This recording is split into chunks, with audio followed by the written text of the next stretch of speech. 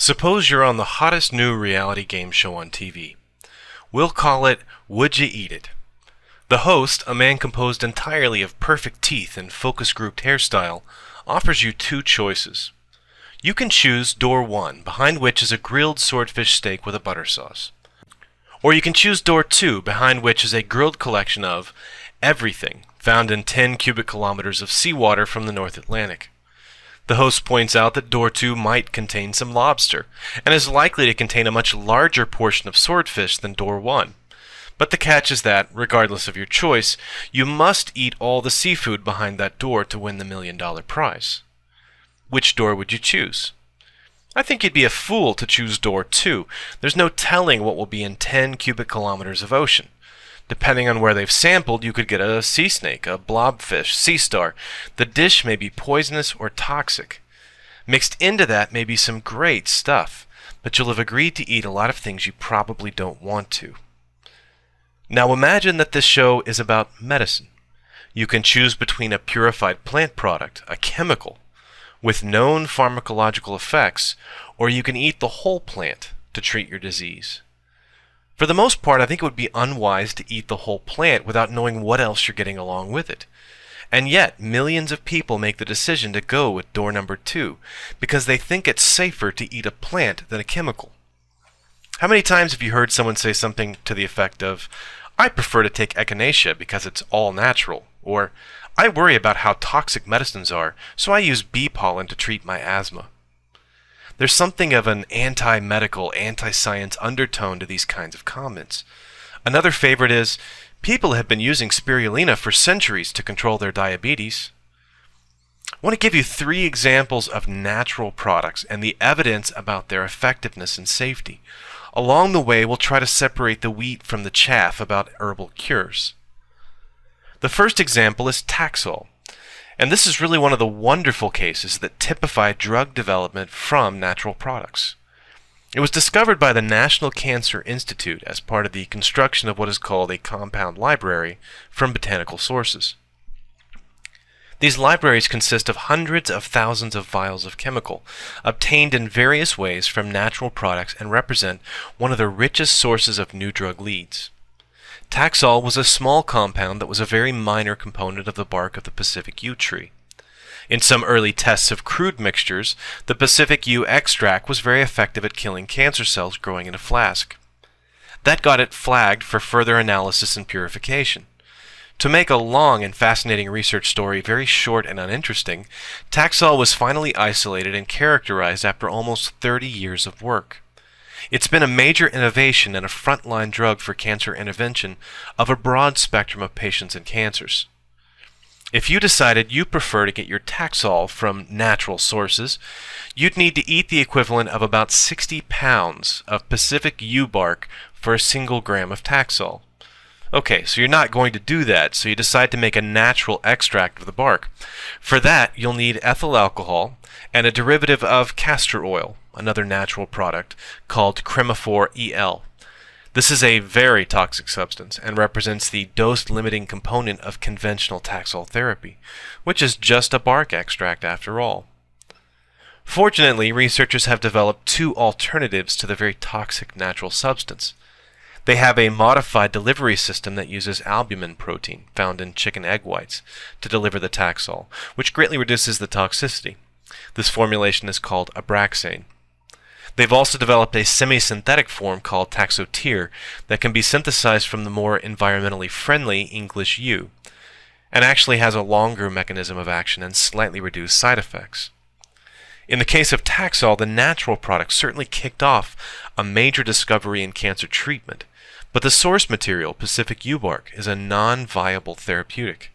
Anyone who tries to sell you natural yew tree extract isn't doing you any favors. Our next example is St. John's wort. I'm going to use this as a counterexample to Taxol. St. John's wort is that rare exception where the herb is sometimes superior to the drug. In Germany, this herbal product is very commonly used to treat major depression. In some, but not all, clinical studies, it was superior to a placebo, had fewer side effects, and performed as well as the pharmaceutical standard of care. We should take this with a grain of salt. Antidepressants are an area of medicine that may not be very evidence-based, so the responses we get from either drug or natural product are going to be strongly affected by the accuracy of the underlying diagnosis. There are some studies that show St. John's wort to be no better than a placebo, including one by the major U.S. alt-med group, the National Center for Complementary and Alternative Medicine. It's also been observed that studies in Germany, where St. John's wort is part of the folk medicine tradition, are much more likely to find a positive outcome than non-German studies. This suggests a bias or experimental design issue that should be addressed. The mechanism of St. John's wort is not well known. It's been measured to reduce serotonin reuptake, but the active ingredients have never been successfully purified. It's not without its side effects, although they're usually slightly less than the SSRI-based modern antidepressants. St. John's wort is very toxic to cattle, horses, and other grazing animals. It's especially bad for the young and can cause failure to thrive, skin lesions, and even coma at higher dosages. That kind of information is important when considering whether the herbal therapy is, in fact, safer than the pharmaceutical alternative. The most important human side effect is photosensitization, either directly or through toxic effects in the liver. Exposure to sun can result in skin lesions. The active ingredient in the herbal remedy is found in breast milk, so it should never be used with nursing mothers. You'll notice that these warnings sound an awful lot like the kind of warnings you might hear in a drug commercial. There's a reason for that. Any molecule that inhibits or in any way interacts with biological functions is going to have a side effect. That's inherent in the way our biochemistry is multifunctional. A drug and an herb that interfere in the same pathway are going to have similar side effects. It's only our perception that supposes that because something is leafy and green, that it's somehow less toxic.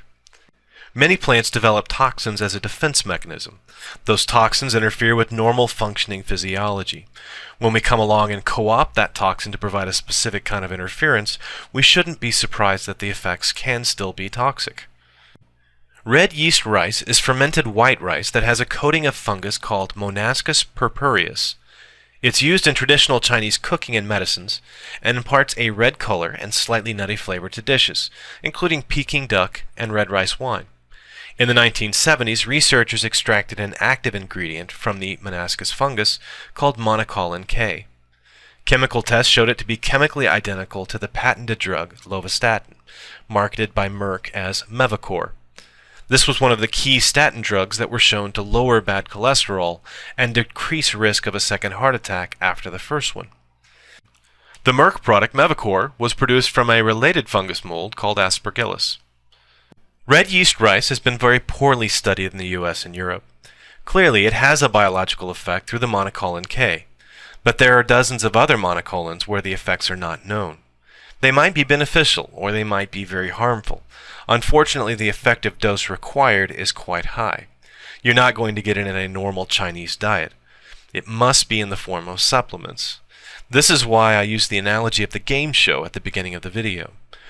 Our choice is to use the expensive purified product, or to take a cheaper, complex mixture of possibly active components. My own choice would be for the well-characterized purified product, but not everyone agrees, and a good case can be made that the cost-effectiveness of red yeast rice makes it a good substitute for those who can't afford pharmaceutical statin regimens. Legally, red yeast rice is in limbo in the US. You can buy it in food form, and there's a gray area of food supplements that don't advertise any benefits. But the FDA has come down on the import of certain products with high monocolin content. There's also a second issue that has to do with adulteration. Due to the cost of fermenting the rice in batches, some manufacturers stretch the product with industrial red dye. Food product regulation in China may not be up to the task of ensuring quality of a product used as a pharmaceutical. Side effects of red yeast rice are similar to the purified statin drug and can include muscle pain, cramping, and liver damage. To conclude, while natural products are of great benefit to our ability to treat disease, they represent a mix of unknown and known compounds and are not subject to the same level of testing and regulation as pharmaceuticals. That creates a potential risk that might be avoided by isolation and purification of active components. A good case can be made about the accessibility and cost of those natural cures that have undergone rigorous testing, but the potential toxic effects should also be included in the analysis. My own advice, as always, is to ask a trusted physician before you start eating any green and leafy that doesn't come in a salad. Don't be suckered into believing that just because something grew in the dirt, it's good for you. If you don't believe me, go help yourself to a big bottle of castor bean oil or syrup of ipecac and tell me how that works for you. Thanks for watching.